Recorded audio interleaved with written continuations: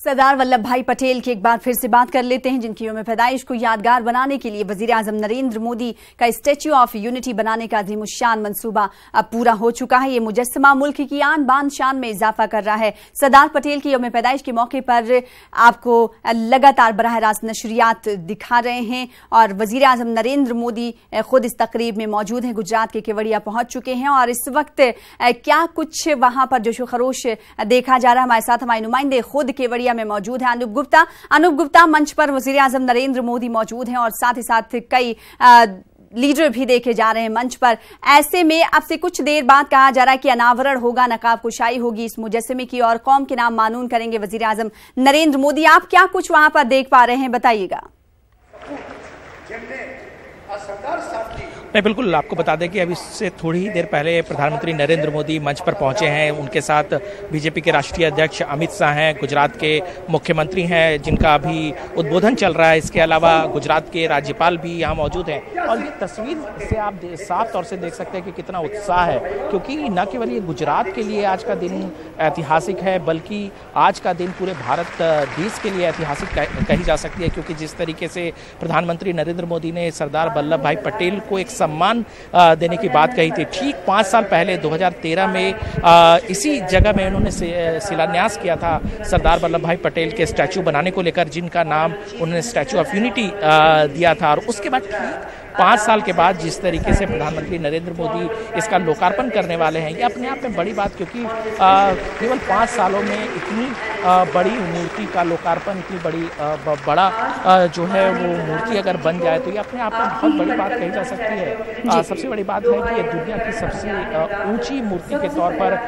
कही जाएगी। और दूसरी जो सबसे बड़ी बात कहूँ, क्योंकि सरदार वल्लभ भाई पटेल की अहमियत अपने आप में बहुत ज़्यादा है, क्योंकि जिस तरीके से प्रधानमंत्री नरेंद्र मोदी लगातार ये कहते रहे हैं कि सरदार साहब को हमेशा से कांग्रेस, जिनके वो नेता होते थे, कांग्रेस ने जिस तरह से इग्नोर उनको किया है, उसको सम्मान दिलाने का जो जिम्मा है, एक तरह से जवाबदेही प्रधानमंत्री नरेंद्र मोदी ने निभाई है। और जिस तरीके से सरदार वल्लभ भाई पटेल के स्टैचू को उन्होंने बनाया है, तो अपने आप में मैसेज साफ तौर से है प्रधानमंत्री नरेंद्र मोदी का कि गांधी ने नेहरू परिवार के अलावा जिस तरीके से कांग्रेस में किसी को सम्मान नहीं दिया जाता रहा है, उसका सम्मान जो है बीजेपी ने किस तरीके से किया है, ये एक अहम बात कही जा सकती है। पिछले लोकसभा चुनाव से पहले इस शिलान्यास और इस लोकसभा चुनाव से पहले इसका लोकार्पण अपने आप में कई राजनीतिक कह सकते हैं कि मायने इसके निकाले जा सकते हैं। जाहिर सी बात है, तो बीजेपी आन बान शान की बात कर रही है। वहीं अगर दूसरे पहलू को नजरअंदाज ना करे तो अनूप, लगातार खबरें ये आती रही हैं कि वहां के जो मकामी लोग हैं वो इस स्टैच्यू को लेकर हमेशा मुखालिफत करते रहे, प्रोटेस्ट करते रहे। ऐसे में कई लोग हिरासत में भी लिए गए हैं। उनका यही कहना है कि उन्हें पानी सही तरीके से नहीं मिल रहा है और ऐसे में इस स्टैच्यू ऑफ यूनिटी की क्या जरूरत है, उन लोगों का इल्जाम है। नहीं, बिल्कुल आप वाजिब बात कर रही हैं। नर्मदा डैम के बगल में ये स्टैचू बना है और जिस तरीके से कई लोगों ने इसका विरोध दर्ज कराया है। कई राजनीतिक पार्टियां कह रही है कि बेवजह में इस तरह के परियोजना पे बहुत ज़्यादा खर्च किया गया है, चूँकि इसके आसपास के इलाके में बहुत ज़्यादा डेवलपमेंट नहीं है, ऐसा कहा जा रहा है विपक्षी पार्टियों की तरफ से। लेकिन बीजेपी और ख़ासतौर से केंद्र सरकार और राज्य सरकार ये कह रही है कि इस तरह की जो बातें कही जा रही है वो बेबुनियाद है। किसी भी तरीके से किसी को नुकसान नहीं पहुंचाया गया है, सभी चीज़ों का ध्यान जो है इस चीज़ में रखा गया है। और ये जो स्टैचू ऑफ यूनिटी है, इसको टूरिज्म के लिहाज से डेवलप किया जाएगा, जिससे ये पूरा जो इलाका है वो काफ़ी आगे आने वाले वक्त में काफ़ी पॉपुलर हो सकता है। इसके ये भी एक पहलू है। इसलिए साफ तौर से प्रधानमंत्री नरेंद्र मोदी, बीजेपी, इन सबका कहना है कि ये अपने आप में सम्मान का विषय है, न केवल ये स्थानीय लोगों के लिए सम्मान का विषय है कि यहाँ पे एक बड़ा मूर्ति सरदार वल्लभ भाई पटेल की बनाई गई है। इसके अलावा एक गुजरात के लिए सम्मान की बात है। तो ये तमाम पहलू हैं। राजनीति जरूर इस मुद्दे पर की जा रही है, लेकिन ये कह सकते हैं कि ये आज का जो दिन है वो काफ़ी ऐतिहासिक है, चूँकि ये दुनिया का सबसे ऊंचा एक ऊंची मूर्ति है जिसका आज लोकार्पण प्रधानमंत्री नरेंद्र मोदी करने जा रहे हैं। जी, जाहिर सी बात है, तो हिंदुस्तान के लिए काफी फख्र की बात है क्योंकि दुनिया की सबसे बड़ा मुजस्समा जो है अब हिंदुस्तान में होगा, ये तारीख में रकम हो जाएगा और हिंदुस्तानियों के लिए काफी फख्र की बात है। इस वक्त तस्वीरें सीधी तौर पर टीवी स्क्रीन पर हमारे नुमाइंदे अनूप गुप्ता जुड़कर दिखा रहे हैं, बराह रास्त नशरियात अपने नाजरीन को हम दिखा रहे हैं। स्टैच्यू ऑफ यूनिटी का आपसे कुछ देर बाद वजीर आजम नरेंद्र मोदी के हाथों इफ्तिताह अमल में आने वाला है। नकाब कुशाई वजीर आजम नरेंद्र मोदी करेंगे। अनूप, एक सवाल और यहाँ पर करना चाहेंगे, आज बीजेपी रन फॉर यूनिटी का भी एहतमाम कर रही है। गुजरात में आप मौजूद हैं, कौन कौन से बड़े शहरों में आज रन फॉर यूनिटी का इनेकाद किया गया है और लोग जो है खासी तादाद में, बड़ी तादाद में इस रन फॉर यूनिटी में हिस्सा लेते हुए दिखाई दे रहे हैं? जिनका स्वागत करेंगे। लेकिन देखिए, जब से प्रधानमंत्री नरेंद्र मोदी प्रधानमंत्री बने हैं तब से लेकर आज तक सरदार वल्लभ भाई पटेल की जयंती में बीजेपी रन फॉर यूनिटी मनाती है और ये तमाम जो देश हैं उसके हर अलग अलग जगहों पर रन फॉर यूनिटी का आयोजन किया जाता है। जिस तरीके से सुबह आज दिल्ली के राजपथ पे खुद गृह मंत्री राजनाथ सिंह थे, वहाँ पर रन फॉर यूनिटी का आयोजन किया गया था। इसके अलावा सभी राजधानियों में रन फॉर यूनिटी का आयोजन किया गया है। देश के सभी जगहों पे एक तरह से कह सकते हैं कि संदेश है, जिस तरह से सरदार वल्लभ भाई पटेल को एकता के संदेश के तौर पर बीजेपी समझती है और जिस तरीके से एक संदेश देना चाहती है कि किस तरीके से सरदार वल्लभ भाई पटेल का सम्मान करती है। यही वजह है कि न केवल इस दिन को प्रधानमंत्री ने इस स्टैच्यू को के अनावरण के लिए चुना, बल्कि जो जिस तरीके से पूरे देश में रन फॉर यूनिटी बनाई गई है तो एक तरह सम्मान है। और ये साफ तौर से थोड़ी देर पहले ही हमारी बीजेपी सांसद परेश रावल से बात हो रही थी, उनका साफ तौर से कहना था कि आज़ादी की जब हम बात करते हैं तो सिर्फ महात्मा गांधी और जवाहरलाल नेहरू का नाम आता है, क्यों नहीं महात्मा गांधी और सरदार वल्लभ भाई पटेल का नाम आता है। आप देख सकते हैं कि अभी प्रधानमंत्री नरेंद्र मोदी, ये सीधी तस्वीरें हैं नरेंद्र मोदी। अनूप, इस वक्त आपको रोकना चाहेंगे, बराह रास्त तस्वीरें अपने नाज़रीन को दिखा रहे हैं और इस वक्त वज़ीर आज़म नरेंद्र मोदी नकाब कुशाई करने के लिए आगे बढ़ते हुए दिखाई दे रहे हैं। मंच पर आपको बता दें कि सरदार वल्लभ भाई पटेल के मुजस्समे की नकाब कुशाई अब से कुछ देर में ही होने वाली है। पीएम मोदी के हमरा कई बड़े लीडर्स मौजूद हैं। गुजरात के वजीर आला विजय रूपानी भी देखे जा सकते हैं। इस वक्त वजीर आजम नरेंद्र मोदी मंच पर मौजूद हैं और वो मंच से नीचे की तरफ उतरते हुए दिखाई दे रहे हैं। ये मौका है आपको बता दें कि दुनिया के सबसे बुलंद मुजस्समे के इफ्तिताह का पीएम मोदी इस वक्त इफ्तिताह करते हुए देखे जा सकते हैं। आपको बता दें कि यूनिटी पूजन से वरुण देव का पूजन कर स्टैच्यू ऑफ यूनिटी का इफ्तिताह वजीर आजम नरेंद्र मोदी इस वक्त कर रहे हैं। टीवी स्क्रीन पर पीएम मोदी के हाथों आपको बता दें कि इस वक्त इफ्तिताह हो चुका है और कई बड़े लीडर इस मौके पर मौजूद हैं। गुजरात के गवर्नर भी इस मौके पर मौजूद हैं और सरदार वल्लभ भाई पटेल को नमन करते हैं, वंदन करते हैं, आमंत्रित करते हैं माननीय प्रधानमंत्री जी को कि आप ये लिवर खींचकर सरदार की प्रतिमा का अनावरण करें, लोकार्पण करें।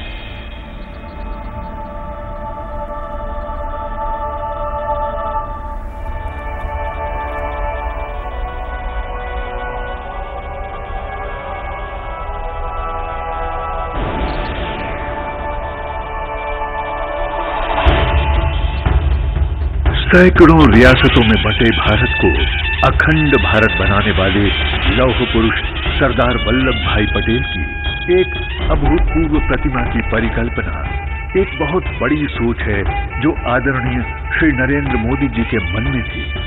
आदरणीय प्रधानमंत्री श्री नरेंद्र मोदी जी ने सन 2013 में गुजरात के मुख्यमंत्री रहते हुए भारत के किसानों का आह्वान किया कि वो पुराने खेत, औजार और अपने क्षेत्र की मिट्टी को एकत्रित कर सरदार पटेल की प्रतिमा बनाने में अपना योगदान दें। और फिर ये एक आंदोलन बन गया। भारत के 28 राज्यों के 1,69,000 गांवों से लोहे और मिट्टी को एकत्र किया गया। पूरे भारत के किसानों द्वारा भेजे गए इस लोहे और मिट्टी को माता नर्मदा के जल और दूध के साथ अर्पण करके एक विशालकाय प्रतिमा का निर्माण किया गया।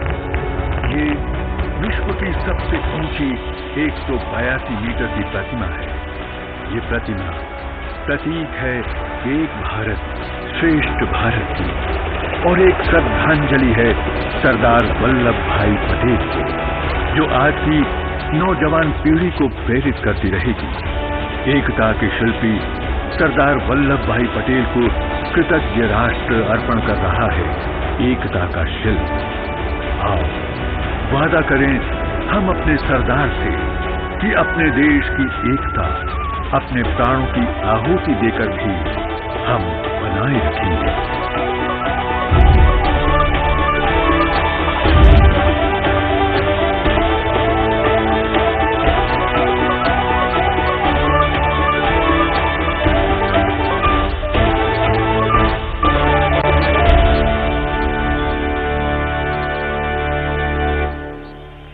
इस वर्चुअल अनावरण के बाद अब आपके सामने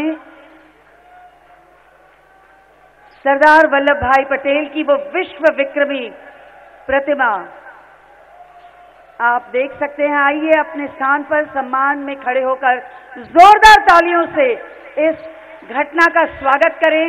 इस क्षण के साक्षी होने का गौरव लें और स्वागत करें। कुछ ही देर में हमारे विमान यहां से फ्लाई पास्ट करेंगे। बारडोली के सरदार को कवि हरिवंश राय बच्चन जी ने अपनी कविता पटेल के प्रति में कुछ इस प्रकार सराहा था।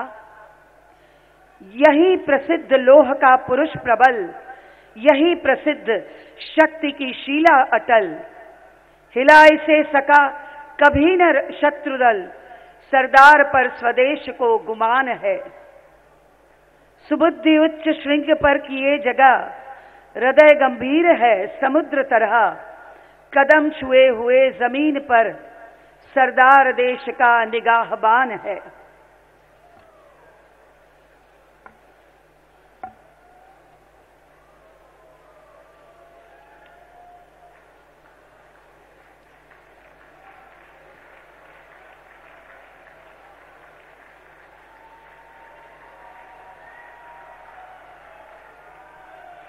और अब भारतीय वायुसेना के भारत में ही HAL द्वारा उत्पादित 3 किरण मार्क II एयरक्राफ्ट आसमान को भारतीय तिरंगे के रंगों से इस ऐतिहासिक स्मारकीय प्रतिमा को, स्टैच्यू ऑफ यूनिटी को सलामी देंगे।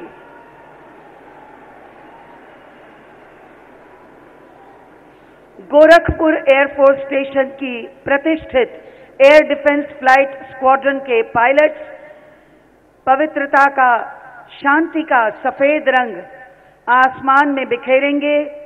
Commanding officer wing commander Navjot Singh Pannu देशभक्ति का केसरी रंग हवा में बिखेरेंगे। विंग कमांडर P कश्यप और समृद्धि का हरा रंग आसमान में बिखेरेंगे विंग कमांडर अग्रवाल।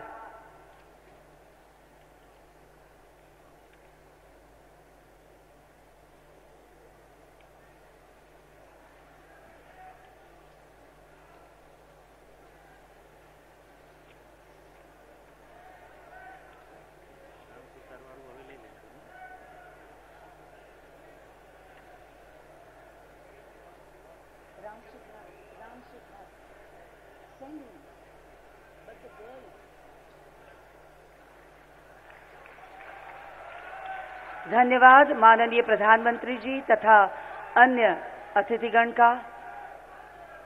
आज सरदार की प्रतिमा दिव्य भव्य भारत का एक सुनहरा सपना पूरा हुआ है। आइए फिर एक बार जोरदार तालियों से इस क्षण को, इस घटना को हम अभिनंदन करें। अब आमंत्रित करते हैं इस प्रतिमा के शिल्पकार राम सुथार तथा उनके सुपुत्र अनिल सुथार को मंच पर।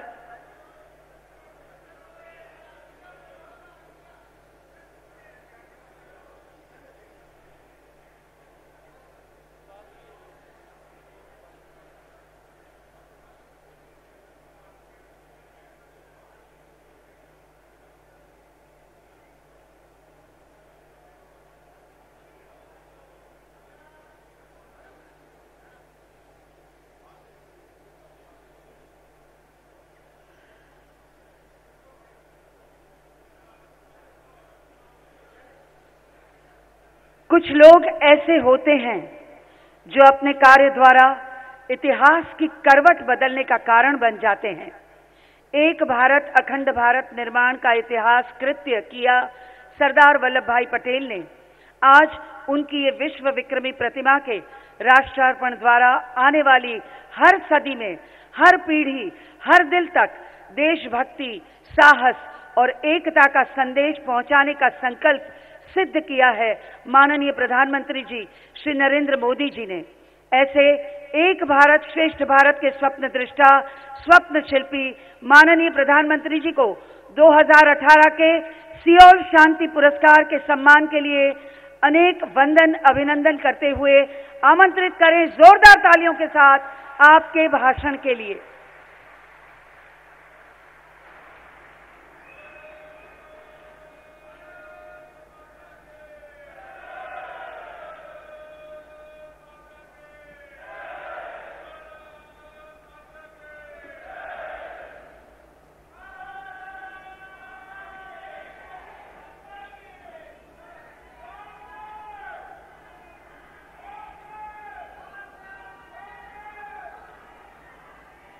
मैं बोलूंगा सरदार पटेल, आप लोग बोलेंगे अमर रहे, अमर रहे। सरदार पटेल, सरदार पटेल, सरदार पटेल। मैं एक और नारा चाहूंगा जो इस धरती से हर पल इस देश में गूंजता रहे। मैं कहूंगा देश की एकता। आप बोलेंगे जिंदाबाद, जिंदाबाद। देश की एकता,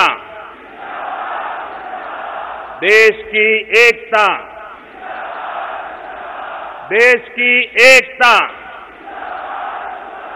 देश की एकता।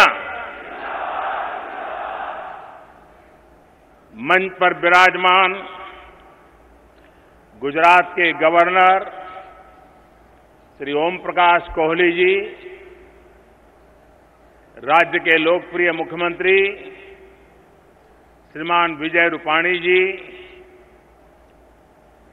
कर्नाटका के गवर्नर श्रीमान वजुभाई वाला, मध्य प्रदेश की गवर्नर श्रीमती आनंदीबेन पटेल,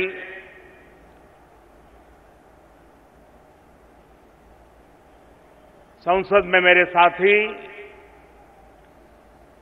और राज्यसभा के सदस्य श्री अमित भाई शाह, गुजरात के उप मुख्यमंत्री श्री नितिन भाई, विधानसभा के स्पीकर राजेंद्र जी, देश विदेश से यहां उपस्थित महानुभाव और मेरे प्यारे भाई और बहनों, मां नर्मदा की ये पावन पवित्र धारा के किनारे पर सतपुड़ा और बिंद के अंचल में इस ऐतिहासिक अवसर पर मैं आप सभी का, देशवासियों का, विश्व में फैले हुए हिंदुस्तानियों का और हिंदुस्तान को प्रेम करने वाले हर किसी का अभिनंदन करता हूं। आज पूरा देश सरदार वल्लभ भाई पटेल की स्मृति में राष्ट्रीय एकता दिवस मना रहा है। इस अवसर पर देश के कोने कोने में भारत की एकता और अखंडता के लिए हमारे नौजवान दौड़ लगा रहे हैं। रन फॉर यूनिटी, इसमें हिस्सा लेने वाले सभी प्रतिभागियों का भी मैं अभिवादन करता हूं। आपकी भारत भक्ति ही और यही भारत भक्ति की यही भावना है जिसके बल पर हजारों वर्षों से चली आ रही हमारी सभ्यता फल रही है, फूल रही है। साथियों, किसी भी देश के इतिहास में ऐसे अवसर आते हैं जब वो पूर्णता का एहसास कराते हैं। आज ये वो पल होता है जो किसी राष्ट्र के इतिहास में हमेशा के लिए दर्ज हो जाता है और उसको मिटा पाना बहुत मुश्किल होता है। आज का ये दिवस भी भारत के इतिहास के ऐसे ही कुछ क्षणों में से एक महत्वपूर्ण पल है। भारत की पहचान, भारत के सम्मान के लिए समर्पित एक विराट व्यक्तित्व का उचित स्थान देने का एक अधूरापन लेकर के आजादी के इतने वर्षों तक हम चल रहे थे। आज भारत के वर्तमान ने अपने इतिहास के एक स्वर्णिम पृष्ठ को उजागर करने का काम किया है। आज जब धरती से लेकर के आसमान तक सरदार साहब का अभिषेक हो रहा है, तब भारत ने न सिर्फ अपने लिए एक नया इतिहास भी रचा है, बल्कि भविष्य के लिए प्रेरणा का गगनचुंबी आधार भी तैयार किया है। ये मेरा सौभाग्य है कि मुझे सरदार साहब की इस विशाल प्रतिमा को देश को समर्पित करने का अवसर मिला है। जब मैंने गुजरात के मुख्यमंत्री के तौर पर इसकी कल्पना की थी तो एहसास नहीं था कि एक दिन प्रधानमंत्री के तौर पर मुझे ही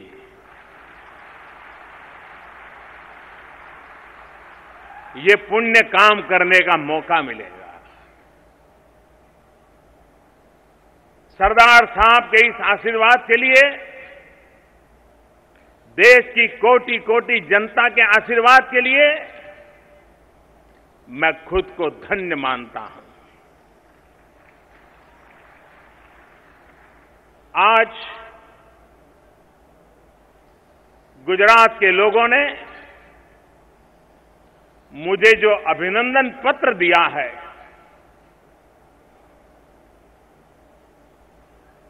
उसके लिए भी मैं गुजरात की जनता का बहुत बहुत आभारी हूं।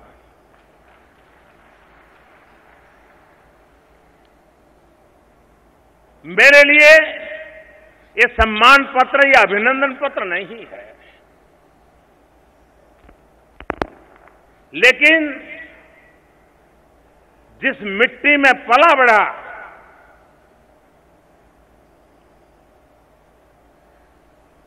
जिनके बीच में संस्कार पाए, और जैसे मां अपने बेटे के पीठ पर हाथ रखती है, तो बेटे की ताकत, उत्साह, ऊर्जा हजारों गुना बढ़ जाता है। आज आपके इस सम्मान पत्र में मैं वो आशीर्वाद की अनुभूति कर रहा हूं। मुझे लोहा अभियान के दौरान मिले लोहे का पहला टुकड़ा भी सौंपा गया है। जब अहमदाबाद में हमने अभियान शुरू किया था तो जिस ध्वज को फहराया गया था वो भी मुझे उपहार स्वरूप दिया गया है। मैं आप सभी के प्रति, गुजरात के लोगों के प्रति कृतज्ञ हूं और मैं इन चीजों को यहीं पर छोड़ूंगा ताकि आप इसे यहां के म्यूजियम में रख पाएं, ताकि देश को पता चले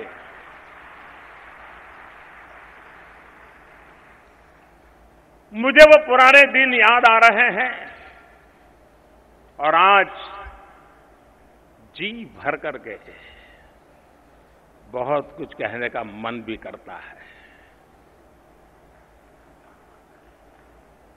मुझे वो दिन याद आ रहे हैं जब देश भर के गांवों से, किसानों से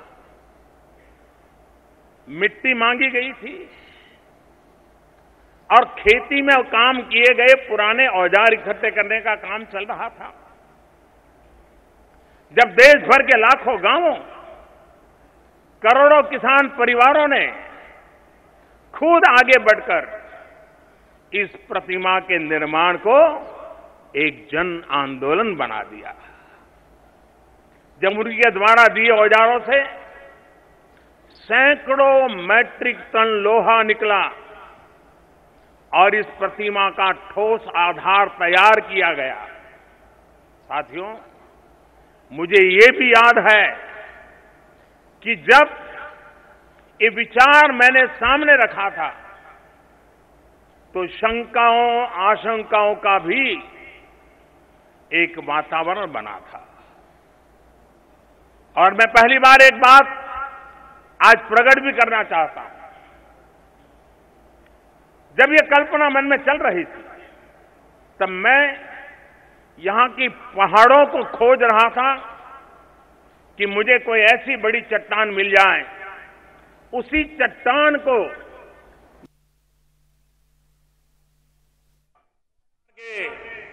जांच पड़ताल के बाद पाया कि इतनी बड़ी चट्टान भी संभव नहीं है और ये चट्टान भी उतनी मजबूत नहीं है तो मुझे मेरा विचार बदलना पड़ा और आज जो रूप आप देख रहे हैं उस विचार ने उसमें से जन्म लिया।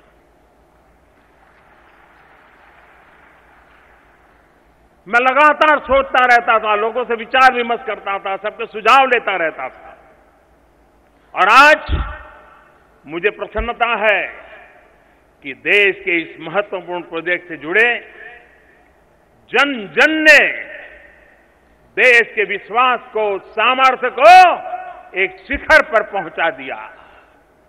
भाइयों और बहनों, दुनिया की ये सबसे ऊंची प्रतिमा पूरी दुनिया को, हमारी भावी पीढ़ियों को उस व्यक्ति के साहस, सामर्थ्य और संकल्प की याद दिलाती रहेगी,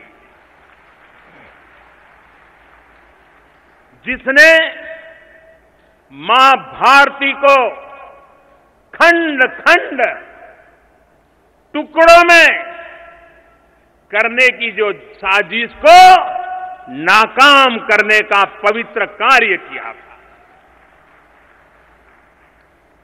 जिस महापुरुष ने उन सभी आशंकाओं को हमेशा हमेशा के लिए समाप्त कर दिया जो उस समय की दुनिया भविष्य के भारत के प्रति जता रही थी। ऐसे लौह पुरुष सरदार वल्लभ भाई पटेल को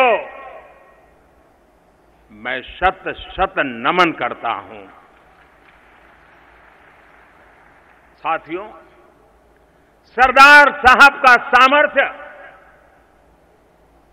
तब भारत के काम आया था जब मां भारती 550 से ज्यादा रियासतों में बटी पड़ी।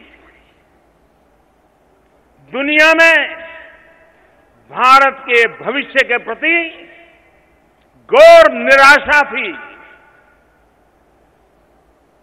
और निराशावादी उस जमाने में भी थे। निराशावादियों को लगता था कि भारत अपनी विविधताओं की वजह से ही बिखर जाएगा। हालांकि निराशा के उस दौर में भी सभी को उम्मीद की एक किरण दिखती थी और ये उम्मीद की किरण थी सरदार वल्लभ भाई पटेल।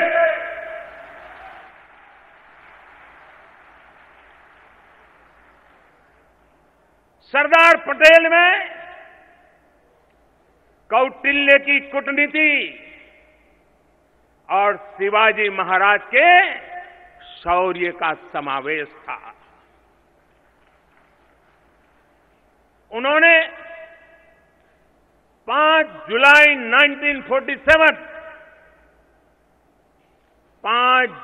1947 को रियासतों को संबोधित करते हुए सरदार साहब ने कहा था, और मैं मानता हूं सरदार साहब के वो वाक्य आज भी उतने ही सार्थक है। सरदार साहब ने कहा था, विदेशी आक्रांताओं के सामने हमारे आपसी झगड़े, आपसी दुश्मनी, वैर का भाव हमारी हार की बड़ी वजह थी। अब हमें इस गलती को नहीं दोहराना है और नहीं दोबारा किसी का गुलाम होना है। सरदार साहब के इसी संवाद से एकीकरण की शक्ति को समझते हुए इन राजा रजवाड़ों ने अपने राज्यों का विलय कर दिया था। देखते ही देखते भारत एक हो गया। सरदार साहब के आह्वान पर देश के सैकड़ों राजे रजवाड़ों ने त्याग की मिसाल कायम की थी। हमें राजा रजवाड़ों के इस त्याग को भी कभी नहीं भूलना चाहिए। और मेरा एक सपना भी है कि इसी स्थान के साथ जोड़ करके ये 550 से अधिक जो राजा रजवाड़े थे, उन्होंने देश के एकीकरण के लिए जो कदम उठाए थे, उसका भी एक वर्चुअल म्यूजियम तैयार हो ताकि आने वाली पीढ़ी को, वरना आज लोकतांत्रिक पद्धति से एक तहसील का अध्यक्ष चुना जाए और उसको कहा जाए अगर कि भाई 1 साल पहले छोड़ दो तो बड़ा तूफान खड़ा हो जाता है। इन राजा महाराजाओं ने सदियों से अपने पूर्वजों की चीजें देश को दे दी थी। इसको हम कभी भूल नहीं सकते, उसको भी याद रखना होगा। साथियों, जिस कमजोरी पर दुनिया हमें उस समय ताने दे रही थी, उसी को ताकत बनाते हुए सरदार पटेल ने देश को रास्ता दिखाया। उसी रास्ते पर चलते हुए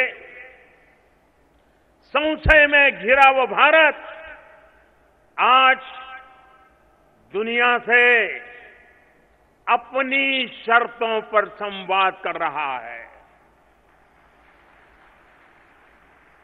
दुनिया की बड़ी आर्थिक और सामरिक शक्ति बनने की तरफ हिंदुस्तान आगे बढ़ रहा है। ये अगर संभव हो पाया है तो उसके पीछे साधारण किसान के घर में पैदा हुए उस असाधारण व्यक्तित्व का, सरदार साहब का बहुत बड़ा योगदान था, बहुत बड़ा रोल रहा है। चाहे जितना दबाव क्यों न हो, कितने ही मतभेद क्यों न हो,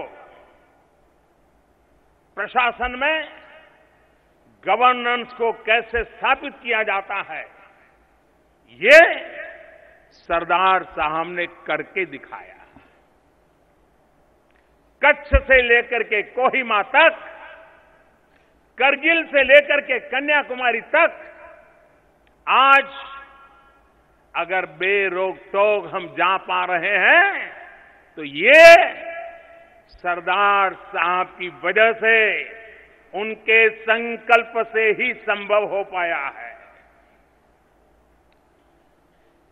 सरदार साहब ने संकल्प न लिया होता, पल भर कल्पना कीजिए, मैं मेरे देशवासियों को झकझोरना चाहता हूं, पल भर कल्पना कीजिए कि अगर सरदार साहब ने काम न किया होता, ये संकल्प न लिया होता, तो आज